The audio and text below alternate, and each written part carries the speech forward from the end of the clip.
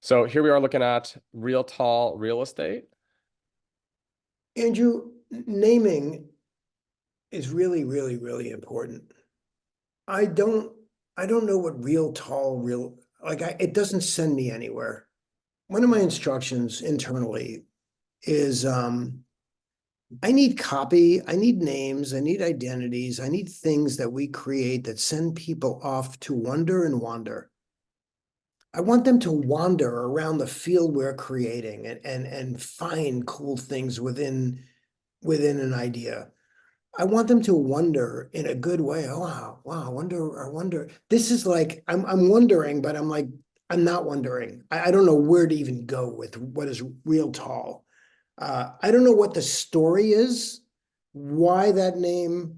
Maybe they sell skyscrapers, but I think the name is unusual, which I always like unusual, but I think it's a name that requires, I need to understand it because it kind of like I just hit a brick wall with that name. Um, so I'm dying to know. I actually really kind of want to know because maybe I'm way off base here and it's part of a bigger story that I'm missing. Uh, I don't think that there is an editorial theme here. This feels like a social media approach with no editorial strategy at all, which is common. Very few, very, very few people in real estate sit down and actually have a strategy of, okay, this is a brand. We have this worldview. We know what we stand for. We know what we believe in. We know what's wrong with the world. We know what we're bringing to the world to make it better. And we know what the benefit of that is.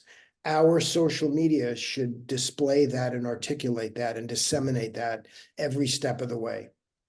So I'll use my company as an example. We believe that real estate deserves more, deserves better, should be loved and appreciated. And so we as an agency want to help make the industry better.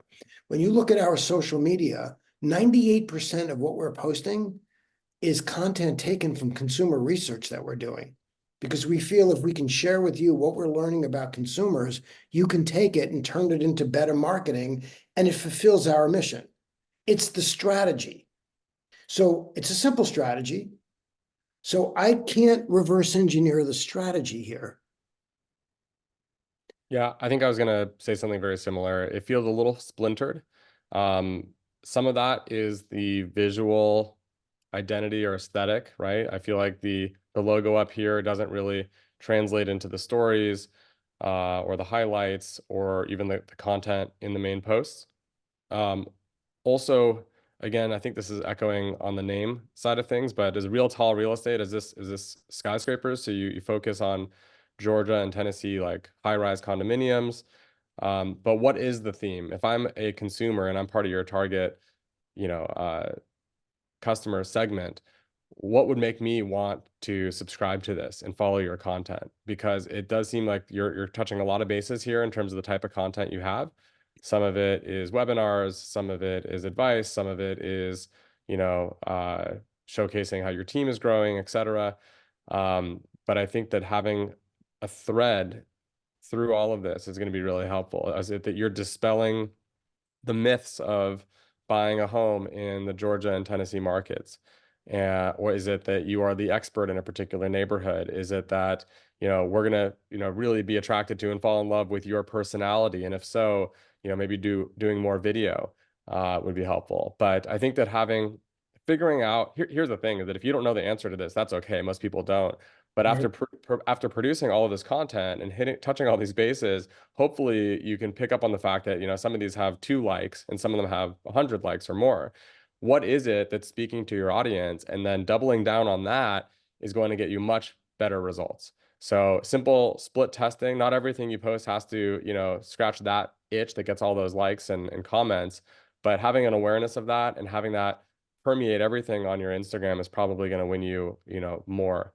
The second thing I'll say, and this is probably going to sound a little controversial, I'm not speaking just to real tall real estate, but to anyone listening right now, is Instagram going to be a growth vector for you? In other words, should you be spending this much time on building an Instagram presence, a social media presence. There are some thought leaders in the industry who, approach marketing as this multifaceted. Tom Ferry calls it a lasagna, and I agree with parts of that. But also, there's something to be said about just doubling down on what works. And some agents, they sell hundreds of millions of dollars of real estate every year, and they don't even have a social media presence. Some people, all of their business comes from Instagram. But as somebody who values focus as much as I do, as the founder of a tech company, really being data driven about where you're spending your effort is important, because some of these things feel right, or you've seen other people be successful with them, but they're not part of your double down strategy. So figuring out what works for you and doubling down on that is likely going to get you better results than spreading yourself too thin. There's a little audit that we do for clients, and you guys can do this audit. Scroll down to like where I can see only, you should be able to look at 12 photographs and tell me immediately what the brand strategy is here. What is the focus? What is it that it wants me to know? If you can't do that, then it's a random. It tells me that there's like, what is the connection between this video of this like house with two Adirondack chairs with the Live Tall VIP newsletter that are sitting side by side? The continuity string is broken. Imagine listening to a song where every line of the verse is a completely different chord progression, a completely different tempo that leads into a chorus that's a completely different genre. It would be impossible to listen to that music.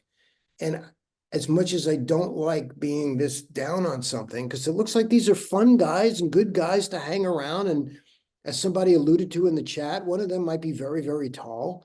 And that's cool. But like, how can this possibly work as a cohesive marketing strategy?